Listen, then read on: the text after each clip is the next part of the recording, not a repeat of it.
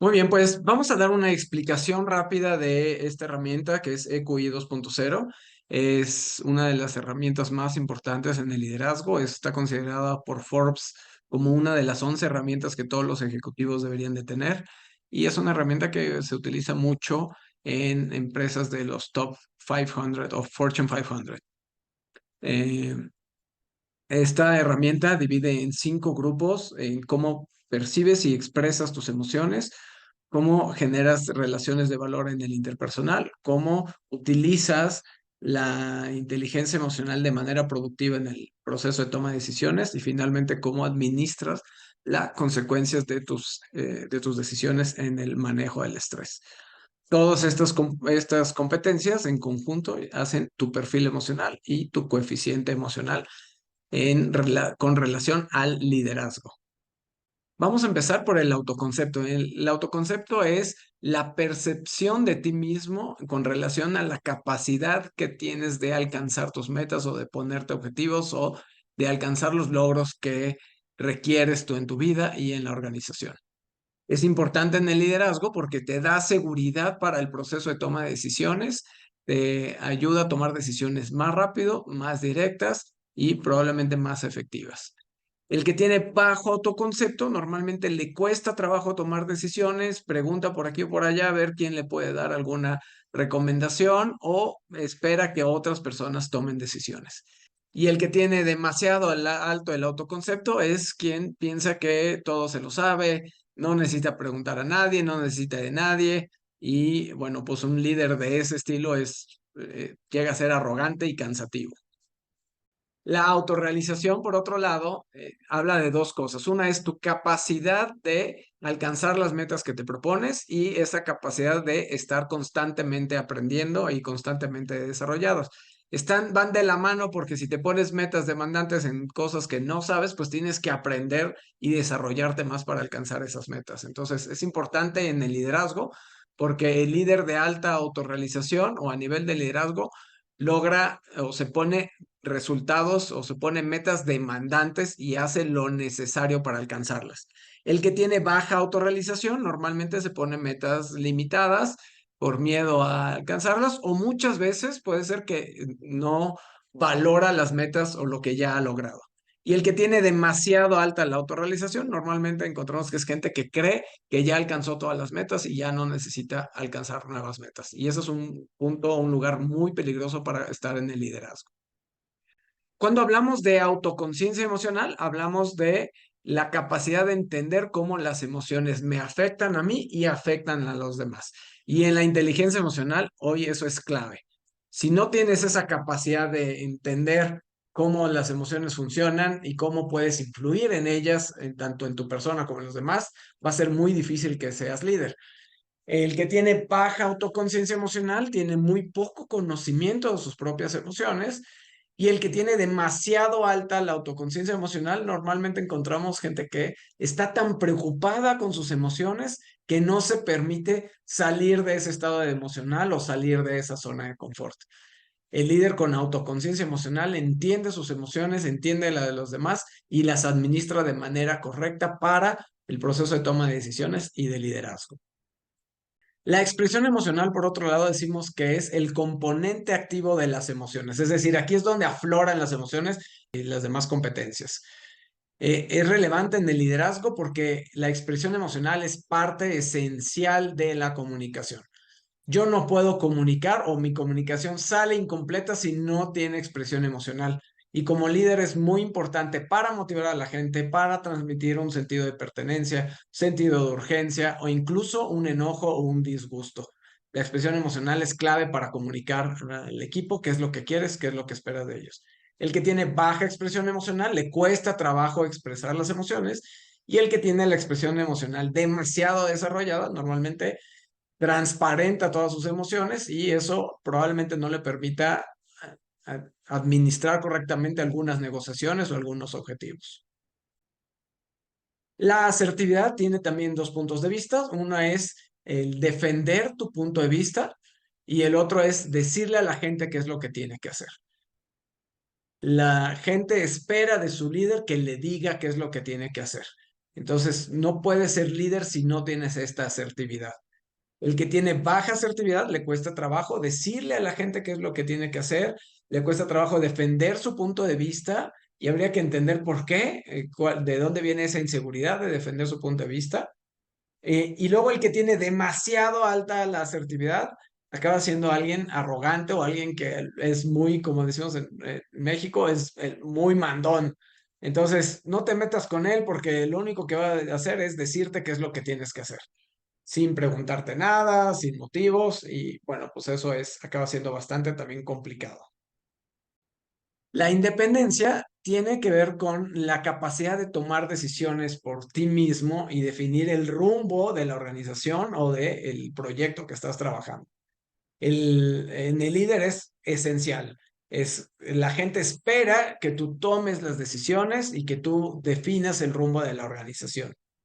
Inclusive hemos escuchado que, oye, bueno, pues si yo tengo que tomar esa decisión, que mi jefe no tiene la suficiente independencia para tomarla, pues mejor a mí que me paguen su salario, ¿no? Entonces así es la independencia y es fría y cruel. El que tiene baja independencia, le cuesta mucho trabajo tomar decisiones, pregunta por aquí, por allá, ¿tú qué harías? Y al final acaba más confundido. Y el que tiene demasiado alta la independencia, normalmente pregunta, pero luego hace lo que quiere. Y la gente se cansa de compartir sus opiniones y dice, pues ¿para qué me preguntas si pues al final va a hacer lo que quiere? Cuando hablamos de relaciones interpersonales, hablamos de esta capacidad de crear y mantener relaciones de valor y de calidad.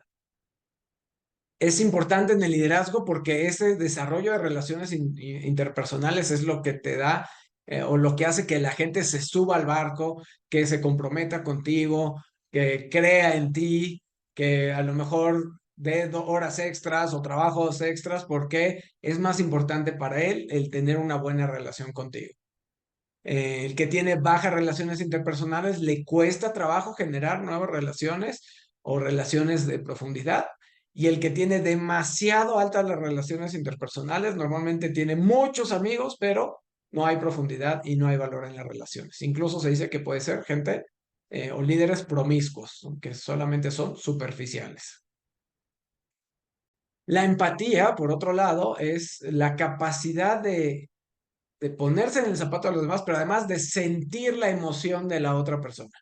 No solamente imaginarse como decir, realmente sentirla. Es importante en el liderazgo porque todo lo que hablamos de comunicación es transfiero o emito emociones, comunico emociones y cuando yo estoy recibiendo información también debo de recibir las emociones. Debo de entender el mensaje completo.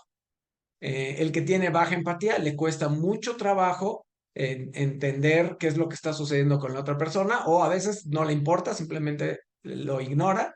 Y el que tiene demasiado alta la empatía es el que toma las decisiones a partir de la emoción de la otra persona. Es decir, no lo voy a hacer porque esta persona se va a enojar, no lo voy a hacer porque esta persona se va a poner triste.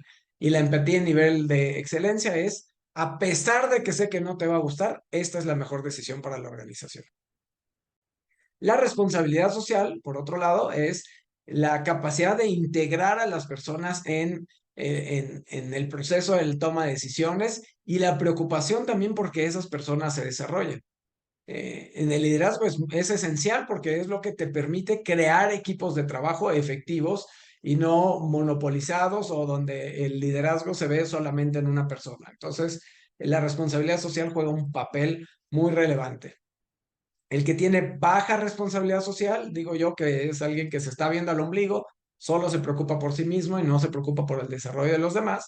Y el que tiene demasiado alta la responsabilidad social, acaba siendo al revés, se preocupa tanto por los demás que probablemente incluso les deja tomar decisiones y eso puede afectar su independencia y su asertividad incluso.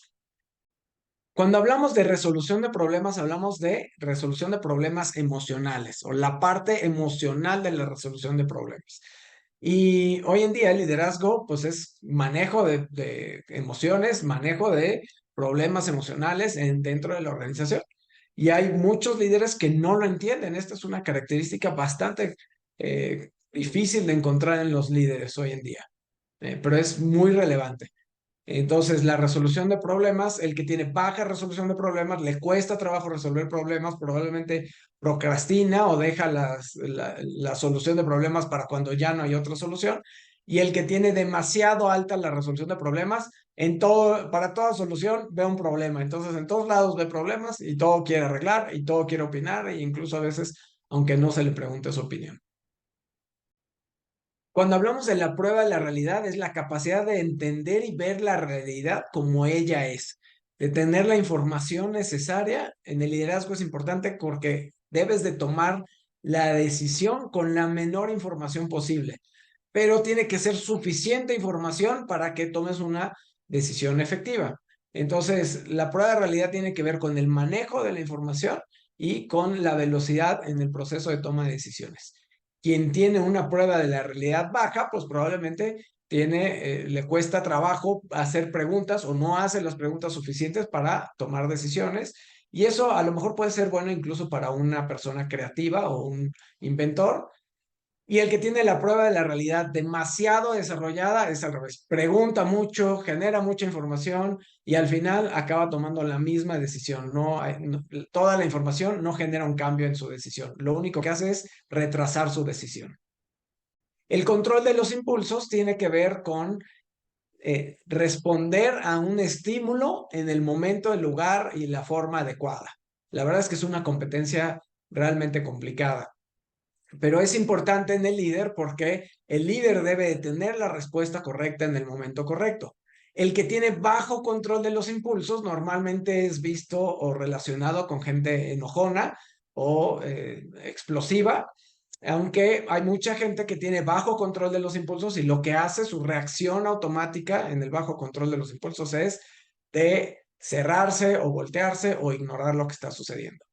Y el que tiene demasiado alto el control de los impulsos es como el que está esperando a que las cosas se resuelvan solas.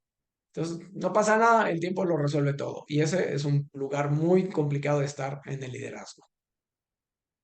Cuando hablamos de flexibilidad, yo me preguntaba, ¿qué tiene que ver con el manejo de estrés? Bueno, pues tiene todo que ver, porque si no eres flexible o eres muy rígido, probablemente vas a ser muy estresado porque las cosas siempre cambian.